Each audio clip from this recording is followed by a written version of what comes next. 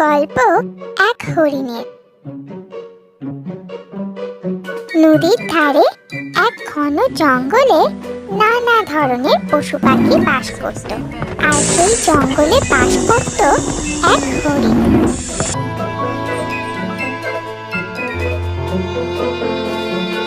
সে দেখতে খুব সুন্দর ছিল। একদিন হরিণ জল খাওয়ার জন্য নদীতে গেল। নদীর জলে সে তার ছায়া দেখতে পেল। সে ভীষণ খুশি হয়ে গেল। আরে এটা তো আমি। ও মা, আমি কত সুন্দর! আর আমার শিং, এটা তো আরো সুন্দর। এই জঙ্গলে মনে হয় আমার মতন সুন্দর শিং কারো নেই। শিং তো নয়, যেন রাজার মুকুট। পাগুলো দেখো আমার, কি সরু, কি বাজে। আমার সুন্দর শরীরের সাথে একদম বেমানান। এত সুন্দর শিংয়ের সাথে পাগুলো সত্যি বাজে দেখাচ্ছে। এই বলে হরিণ জঙ্গলের দিকে হাঁটতে লাগলো।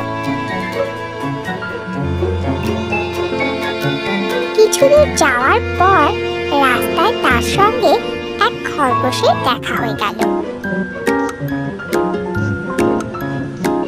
ওই খরগোশ, দেখ দেখ, আমার শিংটা দেখ, এটা কত সুন্দর বল।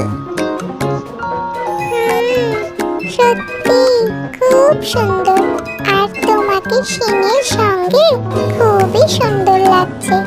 ইস, আমারও যদি তোমার মতন শিং থাকতো, তাহলে আমিও সবাইকে দেখিয়ে বেড়াতাম। আমিও তোমার মতন সুন্দর হতাম। খরগোশের কথা শুনে হরিণ ভীষণ খুশি হয়ে গেল। শিঙের সৌন্দর্যের ওপর তার গর্ব অনুভব হলো। তারপর রাস্তায় হরিণের সঙ্গে এক শেয়ালের দেখা হয়ে গেল। হরিণ শেয়ালকে তার সুন্দর শিং দেখাতে লাগলো। ওই, তোমার কাছেও আমার মতন 4টে পা আছে, আর তুমি ভীষণ চালাকও, কিন্তু তুমি আমার মতন সুন্দর নও। কেন কেন এমন কথা বলছো ভাই? কারণ তোমার শিং নেই। আমাকে দেখো, আমার কত সুন্দর শিং আছে। এই শিং আমার গর্ব, বুঝলে? ঠিকই বলেছ, সত্যি তোমার শিং সুন্দর। এইভাবে দিন কাটছিল। একদিন হরিণ আপন মনে জঙ্গলে ঘাস খাচ্ছিল। তখনই কোথা থেকে একদল শিকারী সেখানে চলে এলো। হরিণকে দেখে তাকে ধরার জন্য শিকারী হরিণের পিছু ধাওয়া করলো। শিকারীকে আসতে দেখে হরিণও প্রাণ ভয়ে জোরে ছুটতে আরম্ভ করলো।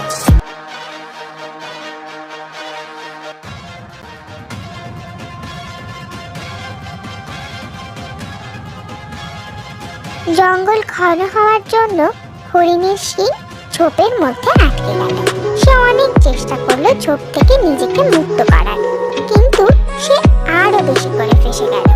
আর শিকারীরা তাকে ধরে ফেলল।